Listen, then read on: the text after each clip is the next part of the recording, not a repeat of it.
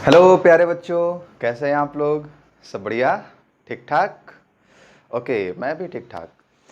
आज मैं आप लोग को एक जादू सिखाने जा रहा हूँ। एक जादू, एक अजीब तरह का जोड़, एक अजीब तरह का एडिशन, जिसमें 2+3=5 नहीं होता है। मतलब हमेशा नहीं होता है। 2+3=5 भी हो सकता है, 1 भी हो सकता है, -1 भी हो सकता है, √2² + 3² भी हो सकता है, कुछ भी हो सकता है। हमेशा 2+3=5 ही नहीं होगा। बोलो, अजीब पागल आदमी आ गया।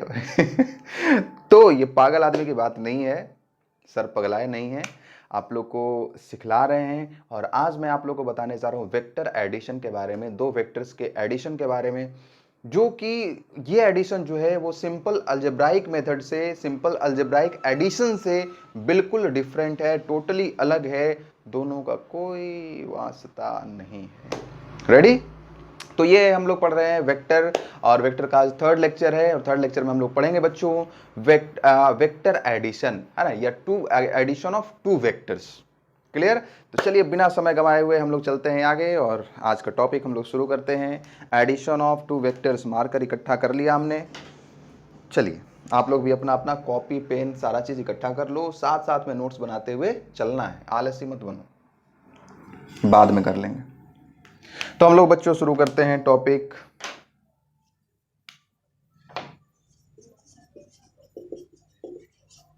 Addition of two vectors.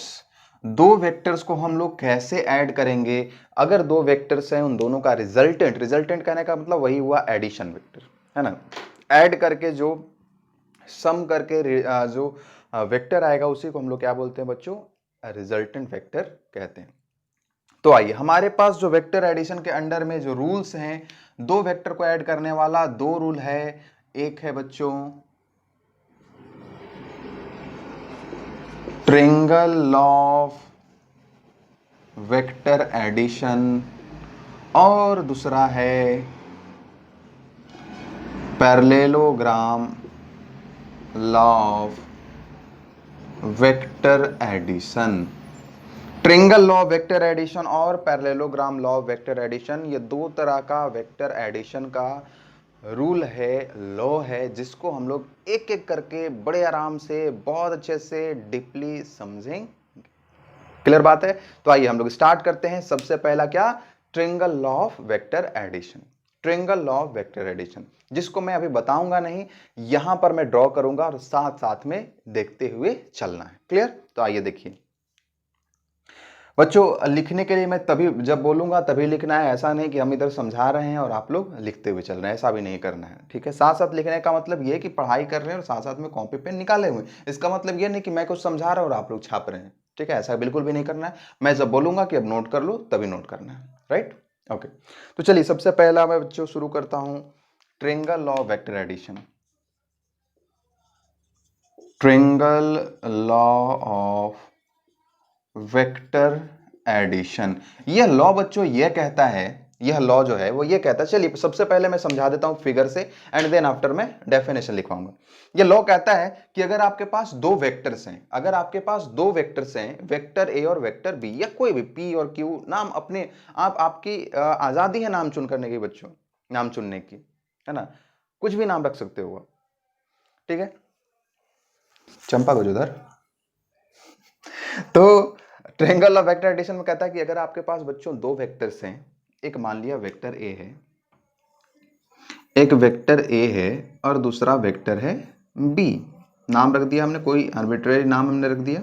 एक वेक्टर ए है और दूसरा वेक्टर ए, लेकिन बच्चों इसके साथ कंडीशन क्या है कि वेक्टर ए का जो हेड है वह वेक्टर बी के टेल को, टेल से कोइंसाइड कर रहा है। मतलब एक वेक्टर का हेड और दूसरे वेक्टर का टेल क्या है? कोइंसाइड कर रहा है, मतलब एक ही जगह पे।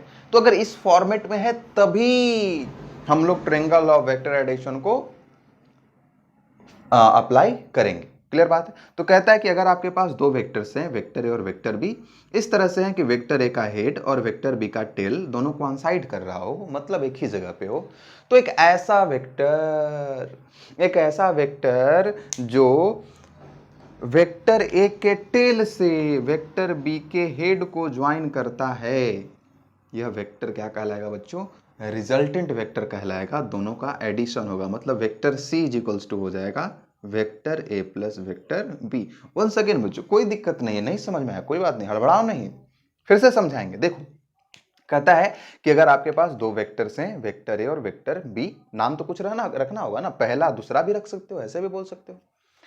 तो अगर आपके पास दो वेक्टर्स हैं, हमने माना एक का नाम वेक्टर ए है, दूसरे का नाम वेक्टर बी है। इस तरह से है कि वेक्टर ए का हेड मतलब एरो वाला और वेक्टर बी का टेल दोनों कोइंसाइड कर रहा है, मतलब एक ही जगह पे है। तो एक ऐसा वेक्टर जो वेक्टर ए के टेल से, मतलब जिसका टेल फ्री है उसका टेल, टेल से वेक्टर बी के हेड को ज्वाइन कराने वाला जो वेक्टर होगा वही क्या होगा बच्चों, इन दोनों का रिजल्टेंट वेक्टर होगा, इन दोनों का एडिशन वेक्टर होगा। क्लियर बात है। मतलब मान लिया कि ये वाला जो वेक्टर है इसका नाम हमने सी दिया है, वेक्टर सी, तो ये वेक्टर सी किसके इक्वल होगा, vector A plus vector B के इक्वल होगा। क्लियर बात है बच्चों, आया है समझ में। हमेशा ध्यान में रखना है कि जिस वेक्टर का टेल फ्री है, फ्री टेल से फ्री हेड को ज्वाइन कराने वाला, फ्री टेल से फ्री हेड को, फ्री टेल से फ्री हेड को ज्वाइन कराने वाला वेक्टर क्या होता है, रिजल्टेंट वेक्टर कहलाता है। राइट, आया है समझ में। अब देखिए इसको लिखेंगे कैसे, नोट कैसे करेंगे। If two vectors vector A and vector B are such that, इस तरह से हैं, such that the head of vector a, या सिंपली लिख दीजिए the head of vector a coincides with the tail of vector b, vector a का head vector b के tell से coincide कर रहा है, एक ही जगह पर मिल रहा है, then the vector joining tail of vector b to the head of vector tail of vector a to the head of vector b gives the resultant vector, है ना, रिजल्टेंट वेक्टर कहने का मतलब बच्चों एडिशन वेक्टर, जो add करके आएगा वही। हमेशा ध्यान में रखना है कि जो ऐड करके जो रिजल्टेंट वेक्टर आएगा उसका जो डायरेक्शन रहेगा बच्चों, उसका जो ऑर्डर रहेगा वो अपोजिट ऑर्डर रहेगा। कैसा ऑर्डर, अपोजिट ऑर्डर। जैसे देखिए ये है, इसका टेल इसका हेड, ठीक, इसका टेल इसका हेड, लेकिन रिजल्टेंट वाले का देखिए यहाँ पे हेड और इसका टेल, हो गया ना, अपोजिट ऑर्डर हुआ ना। देखिए इसका टेल इसका हेड, इसका टेल इसका हेड, है ना, टेल हेड रिपीट हो रहा है, लेकिन फिर यहाँ पे देखिए उल्टा हो गया, हेड टेल। राइट, तो आप इसको लोग लिख भी सकते हैं, नोट पॉइंट में नोट भी कर सकते हैं बच्चों।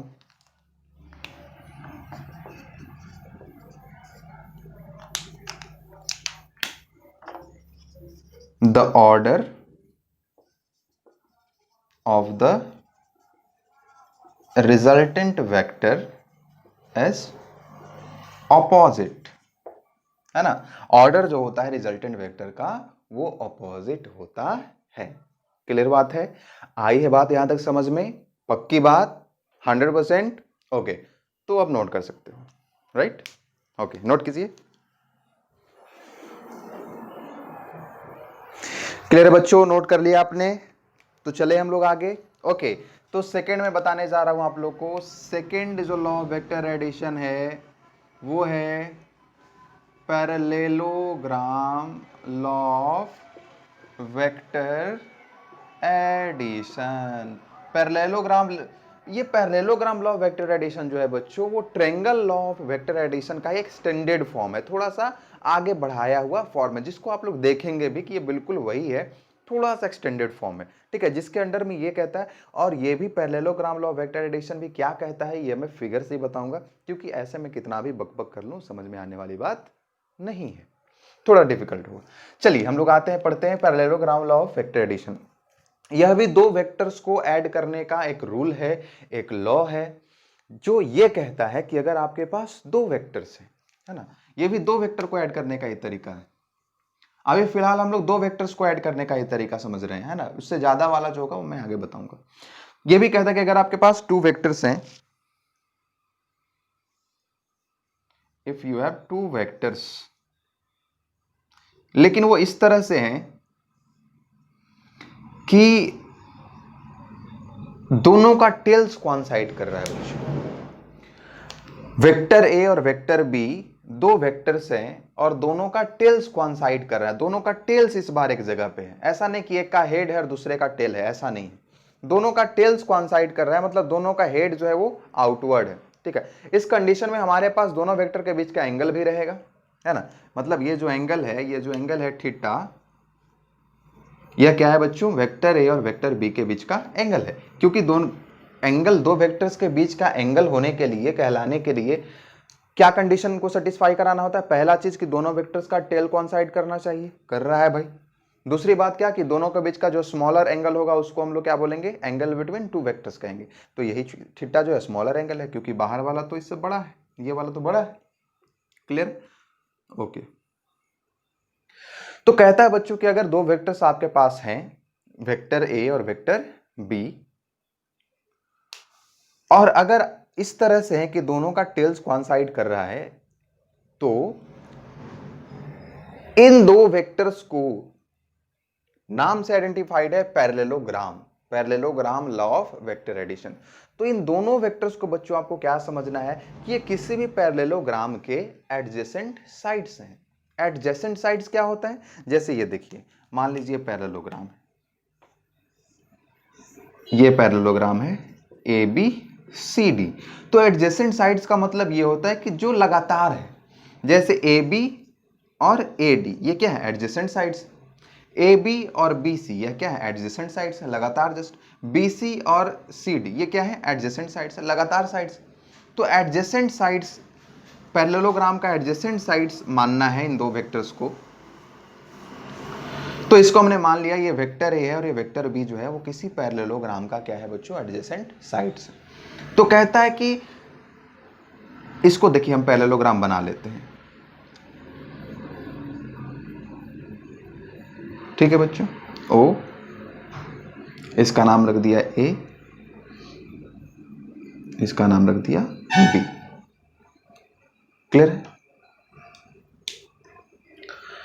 तो कहता है बच्चों कि इस पैरेललोग्राम का जो, इसका नाम सी रख दीजिए, इस कॉर्नर का।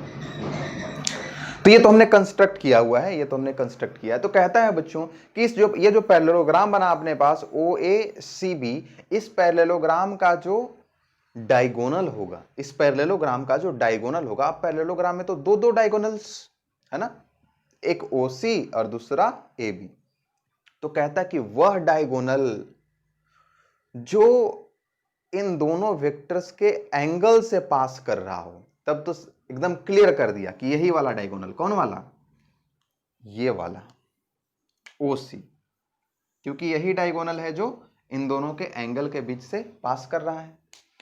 तो यही डायगोनल क्या कहलाएगा बच्चों, ये जो डायगोनल होगा, यह डायगोनल क्या कहलाएगा, यही होगा आपका resultant vector, vector A plus vector B. एक बार फिर से समझते हैं क्या कहता है parallelogram law of vector addition, कि अगर आपके पास दो वेक्टर्स हैं, वेक्टर ए और वेक्टर बी, इस तरह से हैं कि दोनों का टेल कोइंसाइड कर रहा है, दोनों का टेल्स कोइंसाइड कर रहा है, तो इन दो वेक्टर्स को किसी पैरेललोग्राम के एडजेसेंट साइड्स कंसीडर करते हुए, समझते हुए, उस पैरेललोग्राम का जो डायगोनल होगा, वह डायगोनल जो इनके एंगल के बीच से पास कर रहा हो, इनके एंगल से पास कर रहा हो। बीच से पास करने का मतलब ये नहीं बच्चों कोई बाइसेक्ट कर रहा हो, है ना। बीच से पास करने का मतलब इन दोनों के बीच का जो एंगल है उससे पास कर रहा हो। अब वो बाइसेक्ट भी कर सकता है, नहीं भी कर सकता है, डिपेंड करता है आगे की कंडीशन पे। मतलब जो एंगल से पास कर रहा हो वह डायगोनल क्या होता है, इन दोनों वेक्टर्स का एडिशन होता है, इन दोनों वेक्टर्स का रिजल्टेंट वेक्टर कहलाता है। आया बच्चों समझ में? एक बार फिर से समझो, आया फिर से समझो एक बार और। कहता है कि अगर आपके पास दो वेक्टर्स हैं, वेक्टर ए और वेक्टर बी, इस तरह से हैं कि दोनों का टेल्स कोइंसाइड कर रहा है, तो उन दोनों वेक्टर्स को किसी पैरेललोग्राम का एडजेसेंट साइड समझते हुए उस पैरेललोग्राम का जो डायगोनल होगा, वह डायगोनल जो उनके बीच के एंगल से पास कर रहा होगा, वही क्या बताएगा, इनका रिजल्टेंट वेक्टर बतलाएगा। वही क्या होगा, इनका रिजल्टेंट वेक्टर होगा। क्लियर बात है बच्चों, आया है समझ में? देखिए ये वेक्टर ए, एक बार फिगर में समझते हैं, ये वेक्टर ए है और ये वेक्टर बी है, दोनों का टेल कौन साइड कर रहा है, तो ये OA और OB क्या हो जाएंगे, एडजेसेंट साइड्स ऑफ पैरेललोग्राम। और ये जो डायगोनल होगा, OC जो डायगोनल होगा, यह क्या बतलाएगा बच्चों, वेक्टर ए और वेक्टर बी का रिजल्टेंट, मतलब दोनों का summation, vector A plus vector B. या जो वेक्टर सी हमने नाम दिया इसको, OC को हमने क्या नाम दिया, वेक्टर सी, यह किसके इक्वल होगा, vector A plus vector B के इक्वल। आया है समझ में? पक्की बात है? फिर भी समझ में नहीं आया बच्चों तो बोलना है, समझ के ही जाना है, सीख के ही जाना है। आइए देखिए लिखते हैं इसको, डेफिनेशन इसका मैं लिखता हूं, आप लोग समझेंगे इसको। कहता है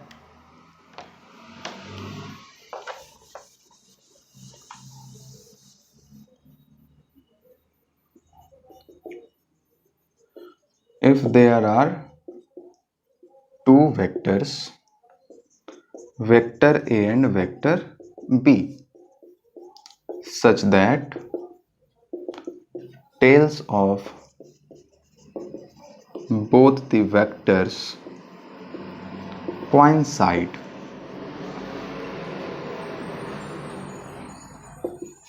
then assuming these two vectors as adjacent sides of a parallelogram,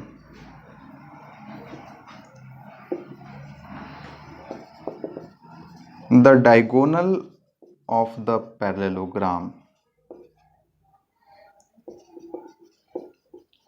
which passes through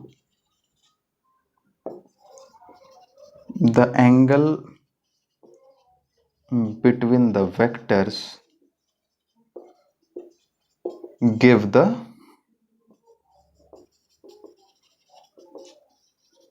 resultant vector, gives the resultant vector. Resultant vector कहने का मतलब वेक्टर ए और वेक्टर बी का सम। अब बात आती है कि यह जो OC है बच्चों, यह क्या है, रिजल्टेंट वेक्टर है। इसका मतलब OC का जो लेंथ होगा वह vector A plus vector B का मैग्नीट्यूड होगा। Vector A plus vector B का मैग्नीट्यूड क्या होगा, OC का लेंथ होगा, और OC का जो डायरेक्शन होगा वही क्या होगा, vector A plus vector B का डायरेक्शन होगा। क्लियर बात है? तो हम लोग बच्चों अब सीखेंगे कि आखिर vector A plus vector B का मैग्नीट्यूड क्या होगा, क्योंकि वेक्टर ए और वेक्टर बी को जब दो वेक्टर्स हैं, वेक्टर ए और वेक्टर बी, जब दो वेक्टर्स हैं तो दोनों का अगर हम रिजल्टेंट निकालेंगे, दोनों को सम करेंगे, vector A plus vector B निकालेंगे, तो जो रिजल्टेंट आएगा, जो वेक्टर सी आ रहा है, वह भी क्या होगा, एक वेक्टर होगा। मतलब उसमें भी क्या होगा, मैग्नीट्यूड होगा, और उसमें क्या होगा, डायरेक्शन भी होगा। ठीक है, तो हम लोग अब ये देखेंगे कि उसका वेक्टर ए और वेक्टर बी को ऐड करेंगे तो उसका मैग्नीट्यूड कितना होगा, उसका डायरेक्शन किधर होगा, ये बात हम लोग देखेंगे। बट फिलहाल इससे पहले आप लोग इसको नोट कीजिए।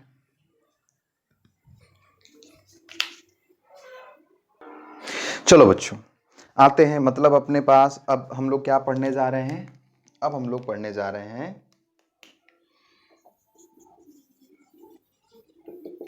magnitude and direction of resultant vector, है ना।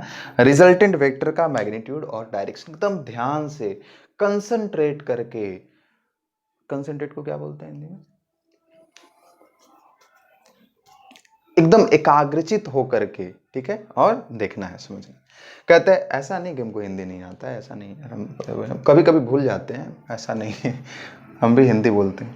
Magnitude and direction of resultant vector, ठीक है। तो मैग्नीट्यूड, और हम भी आप ही लोग के बीच से हैं, ऐसा नहीं है कि दूसरे जगह से आए हुए हैं जो हिंदी नहीं आती है। Magnitude and direction of resultant vector. अब हम लोग रिजल्टेंट वेक्टर का मैग्नीट्यूड और डायरेक्शन देखने जा रहे हैं बच्चों, कि मैग्नीट्यूड क्या होगा और डायरेक्शन किधर होगा। क्लियर बात? आइए इसके लिए हम लोग दो वेक्टर्स को लेते हैं, एकदम दो प्यारे प्यारे वेक्टर्स, नन्हे मुन्ने वेक्टर्स। एक हमने ले लिया वेक्टर ए और दूसरा ले लिया वेक्टर बी, और दोनों के बीच का जो एंगल है बच्चों वो है थीटा। क्लियर बात है? आ रहा है समझ में? ओके बच्चों, अब हम लोग मान लेते हैं कि वेक्टर ए का मैग्नीट्यूड है, लेट थोड़ा सा सिंबॉलिक हम लिखते हैं। Let magnitude of vector A का जो मैग्नीट्यूड है वो है ए, या कैपिटल ए लिख लीजिए simply, and magnitude of vector B is equals to B. ये मॉड साइन के अंदर, मॉडुलर साइन के अंदर रखा हुआ है कोई भी वेक्टर, इसका मतलब क्या है, उसके मैग्नीट्यूड को रिप्रेजेंट कर रहा है। तो हमने क्या मान लिया बच्चों, वेक्टर ए का जो मैग्नीट्यूड है वो ए है, और वेक्टर बी का जो मैग्नीट्यूड है वो कितना है, बी है। क्लियर बात, आइए समझ में, ओके। और ये जो थीटा है वो किसके किसके बीच का एंगल है, वेक्टर ए और वेक्टर बी के बीच का एंगल है थीटा। थीटा क्या है, theta is angle between vector A and vector B. यहां तक बात आई है समझ में, पक्की बात है, 100%, ओके। तो अब क्या कहता है कि अब देखिए दोनों वेक्टर का तो टेल्स कोइंसाइड कर रहा है, तो अब क्या कहता है कि ये दोनों जो साइड्स हैं वो क्या है, किसी पैरेललोग्राम के एडजेसेंट साइड्स हैं। तो आइए हम लोग सबसे पहला काम क्या कर लेते हैं, इस पैरेललोग्राम को हम लोग भाई कंप्लीट कर लेते हैं। कर लिया कंप्लीट,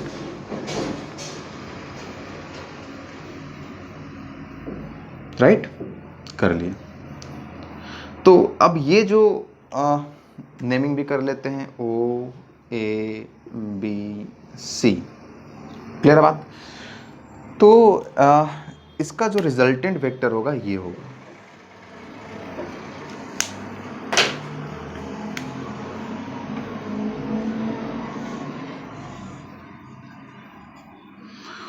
OC जो है, मतलब ये जो C वेक्टर है यह क्या है बच्चों, रिजल्टेंट वेक्टर है, vector A plus vector B।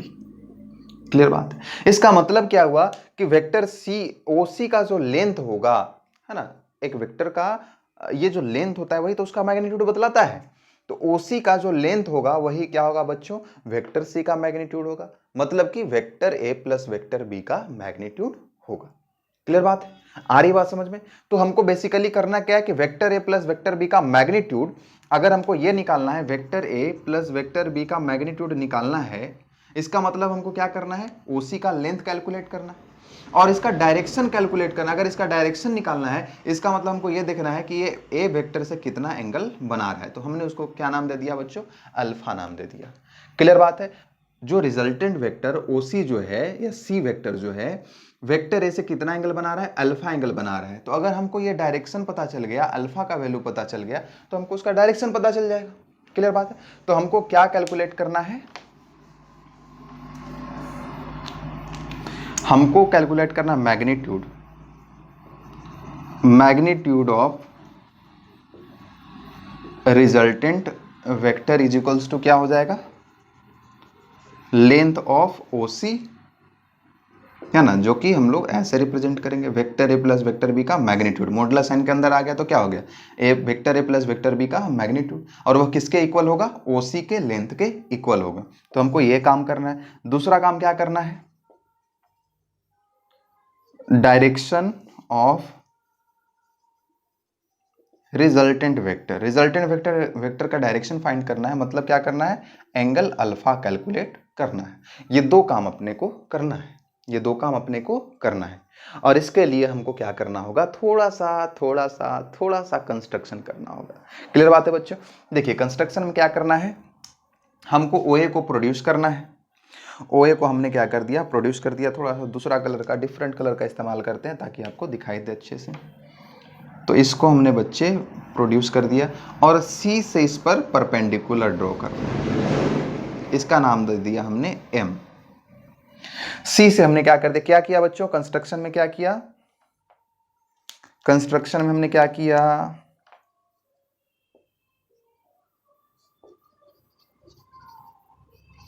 Produce ओए, ओए को हमने प्रोड्यूस किया है and draw perpendicular on it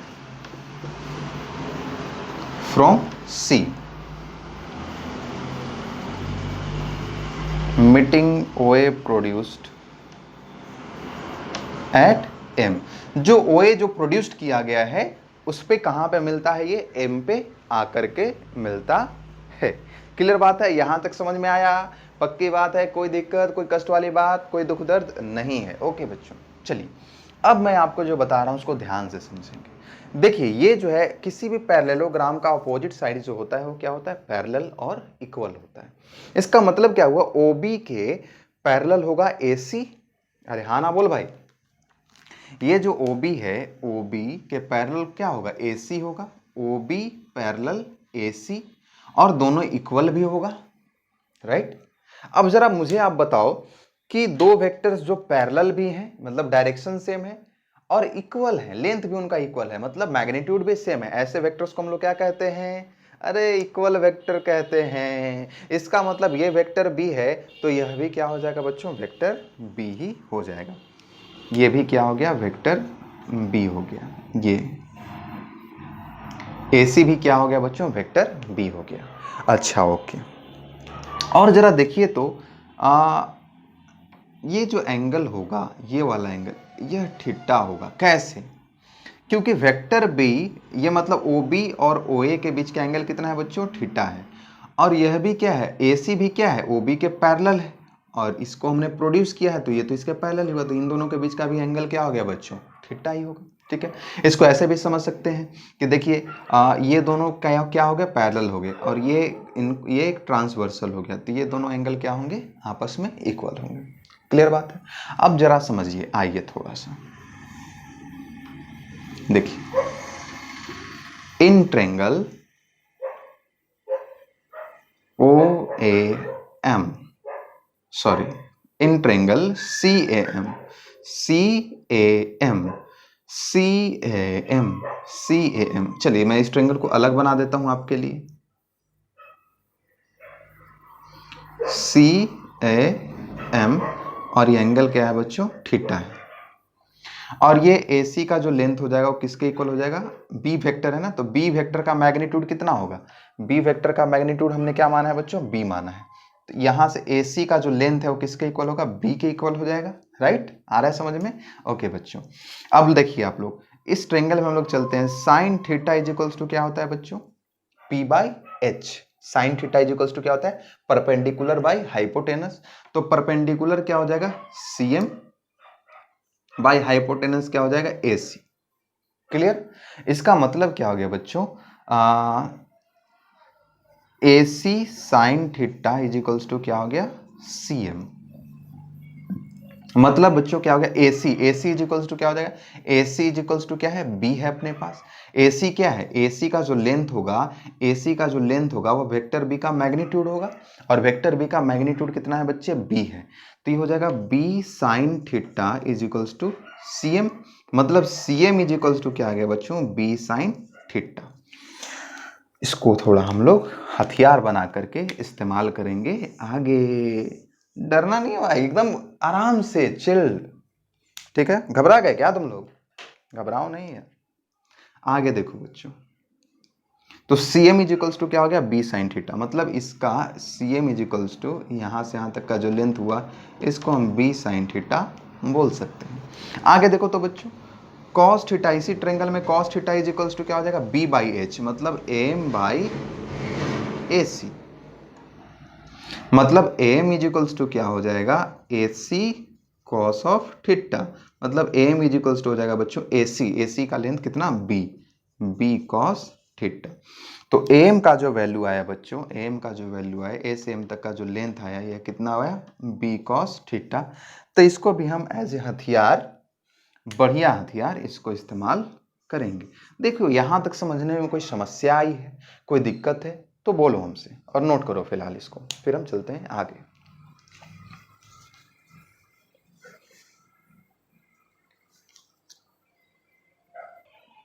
चलो बच्चों, तो अपने पास फास्ट फूड तैयार है, सिर्फ उसको क्या करना है, मतलब जो बेसिक प्रोसेस था हमने कर दिया है, अब क्या करना है, सिंपली उसको चढ़ाना है। ठीक है, आइए देखिए अब क्या करना है अपने पास। मतलब हमको क्या करना है, मैग्नीट्यूड निकालना है। मैग्नीट्यूड निकालने के लिए क्या करना होगा बच्चों, vector A plus vector B का जो मैग्नीट्यूड होगा वह किसके इक्वल होगा, OC के लेंथ के इक्वल होगा।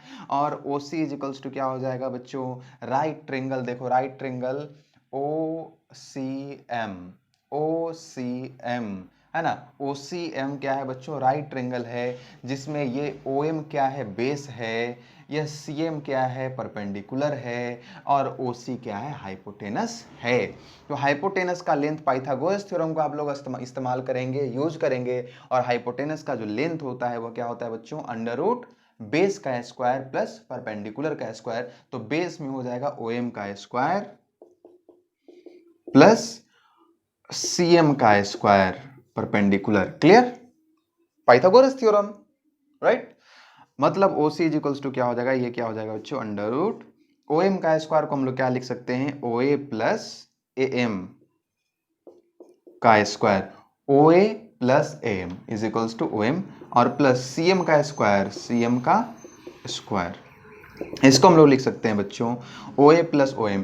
OA का मतलब क्या हो जाएगा, O से A तक का जो लेंथ है वो क्या हो जाएगा, वेक्टर A का मैग्नीट्यूड हो जाएगा, और वेक्टर A का मैग्नीट्यूड हमने कितना माना था, A माना था। तो ये हो जाएगा A प्लस, और AM इज इक्वल्स टू कितना है बच्चों, B cos थीटा का होल स्क्वायर। क्या दिक्कत है क्या भाई, और स्लो बोलना है, बोलो अब भी कैसे बोले, है ना, बाद में बोल लेना। CM का स्क्वायर, चलो मैं थोड़ा स्लो हो जाता हूँ, CM का square, CM is equals to है B साइन थीटा, तो B साइन थीटा का स्क्वायर। बट थोड़ा तो फ्लो मेंटेन करना पड़ेगा ना बच्चों। A प्लस बी का होल स्क्वायर के फॉर्म में इसको ब्रेक करते हैं हम लोग, हो जाएगा A square plus B square cos square theta plus 2AB cos of theta, plus इसका स्क्वायर करेंगे तो बच्चों क्या हो जाएगा, B square sine square theta. आएंगे समझ में, पक्की बात, हंसते खेलते मुस्कुराते हुए रहो। क्या हो जाएगा, A स्क्वायर, देखिए A स्क्वायर को हमने इधर कर दिया, प्लस B स्क्वायर कॉमन ले लेंगे बच्चों, इसमें भी B स्क्वायर है, इसमें भी B स्क्वायर है, तो इसमें बच जाएगा साइन कॉस स्क्वायर थीटा, और इसमें साइन स्क्वायर थीटा। तो आ जाएगा cos square theta plus sine square theta, और प्लस अपने पास ये वाला टर्म बच गया 2AB cos of theta, right. आ रहा है समझ में। यहाँ पे कैलकुलेशन चेक मत करो, मुझे पता है ये सही है, नहीं तो तुम लोग हमेशा सोचते हो कि सर को कैसे फंसाए कैलकुलेशन में। क्लियर बात है बच्चों, मैं मिटा दूं इधर, इसको थोड़ा सा मिटा देता हूं, कोई दिक्कत तो है नहीं है, सारा रिजल्ट अपने पास है। तो देखेंगे मतलब क्या आ गया, अपने पास आ गया vector A plus vector B का जो मैग्नीट्यूड है वो क्या आ गया बच्चों, under root A square plus B square, क्योंकि cos square theta plus sine square theta कितना हो जाएगा, 1 हो जाएगा, plus 2AB cos of theta. हाँ आ गया आ गया आ गया। Vector A plus vector B का जो मैग्नीट्यूड होगा वो होगा under root A square plus B square plus 2AB cos of theta. इसका मतलब मैग्नीट्यूड ऑफ वेक्टर A का square plus magnitude of vector B का square plus 2 into magnitude of vector A into magnitude of vector B into cos theta क्या है, theta क्या है, angle between vector A and vector B, तो cos of angle between vector A and vector B. हमेशा याद रखेंगे बच्चों, जो अगर दो वेक्टर्स हैं, एक वेक्टर ए है जिसका मैग्नीट्यूड ए है, दूसरा वेक्टर बी है जिसका मैग्नीट्यूड बी है, और दोनों के बीच का एंगल थीटा है, तो vector A plus vector B हम करेंगे तो उसका जो मैग्नीट्यूड आएगा वो होगा under root A square plus B square plus 2AB cos of